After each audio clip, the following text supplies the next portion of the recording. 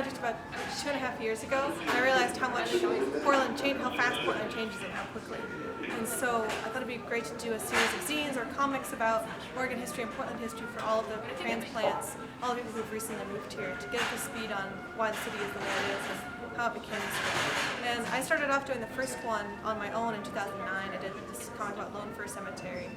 And so I did all the parts of that, drawing, researching, stapling, distributing, and then the Dill Pickle Club found out about it, and I met up with them, and they decided they wanted to do it as a whole publication. So the Dill Pickle Club is a local arts nonprofit that's arts and culture nonprofit that tries to help people understand the past, present, and future of Portland. I've known Sarah Mirk for a long time, but I met up with her a couple of years ago. We went to this talk at the library about the history of zines in Portland, and that created an informal conversation where we talked about kind of marginalized histories of social movements, and she had this idea to do a series of comic books to illustrate some of these little known stories in our city and state. I'd say the most rewarding part about working on this project over the last couple of years has just been to see all the artists kind of come together and have their different takes on things.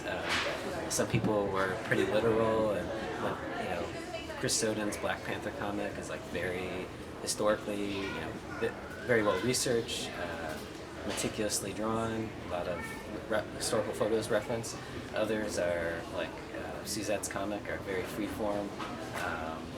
She's snuck in all these like little comments and like suffrage comic, and there's like a little person saying, "I think I'd be great at voting." So just these like little humorous things that like you wouldn't normally think of. I like the Dill Pickle Club a lot. I've been on like for walking tours, and they do really good history.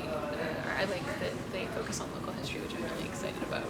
There's been a lot of rewarding parts out of it.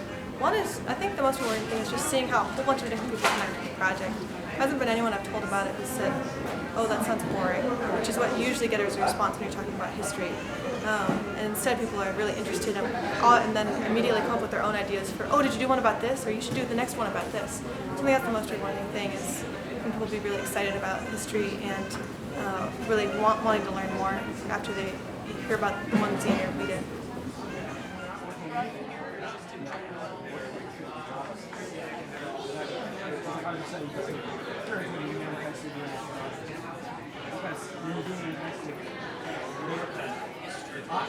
Not working.